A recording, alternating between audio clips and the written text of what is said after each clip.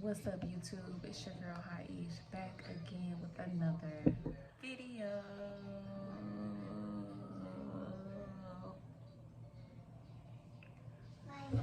Don't forget to like, comment, subscribe.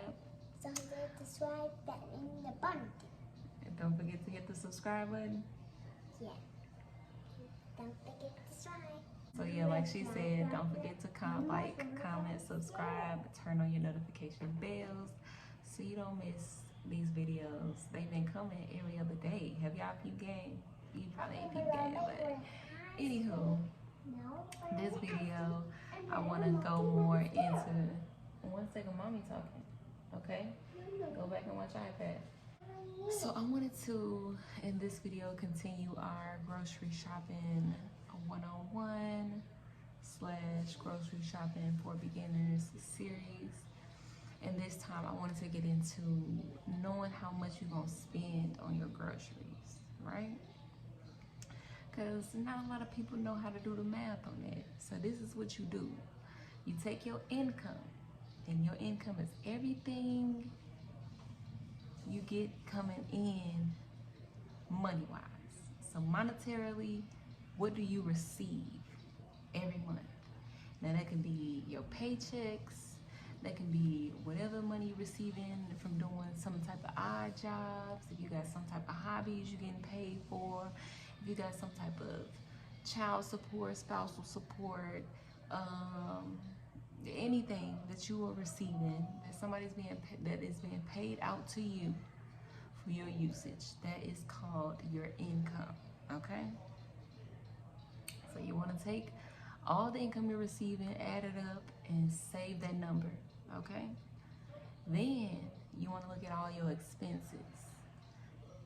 You want to take what you're paying out, all the money that's leaving you every month.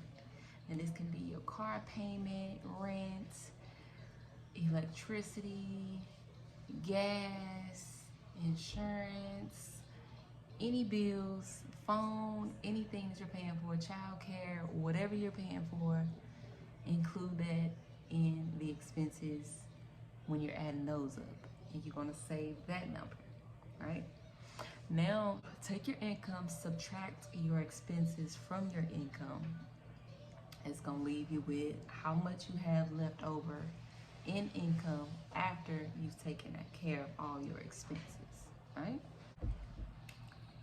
So after you take your expenses from the income, you subtract your expenses from your income, it's gonna leave you with what you have left as extra income for the month. And then what you do with that is divide that by 4, because it's typically 4 weeks within a month. That's gonna let you know about how much cash you have on a weekly basis to do whatever you need to do. So let's say you do all those numbers and you come up with $125 per week. It's up to you to decide if you want to take that week's extra income and put all of that on groceries, or do you need to put some money to the side because there may be some other expenses that you have to take care of for that week that you didn't include. So you gotta see if you want to do that gamble. So spend all that week's allotment, or put more to the side and just use a portion of that for groceries. But ultimately, that's how I would go about calculating how much to spend on groceries. So let me do the math here again. Let's say for a month in total income, I receive $1,000, right? And let's say for a month, all my expenses are $800.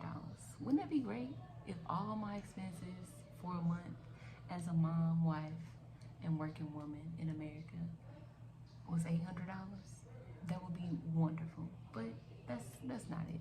So, anywho, yeah, let's say all my expenses $800. I take the $1,000 income minus $800 in expenses. I'm left left with $200. Then I'm gonna take that $200, divide it by 4 because there's 4 weeks in a month. And then I'm left with $50 per week, okay? Now, I have to decide if that $50 is gonna be used to go for groceries, or do I need to take some away from that $50 and save something for something else, or if I need to use the whole 50 on my groceries. I'm gonna just say I'm gonna use 40 of it and save 10, just because I'm an anxious person and I always like to plan for stuff to happen. And $10 may or may not save you when it comes to certain expenses, but it might. You never know. But that's essentially it, how you calculate a budget for grocery shopping on a weekly basis, if that's how often you grocery shop.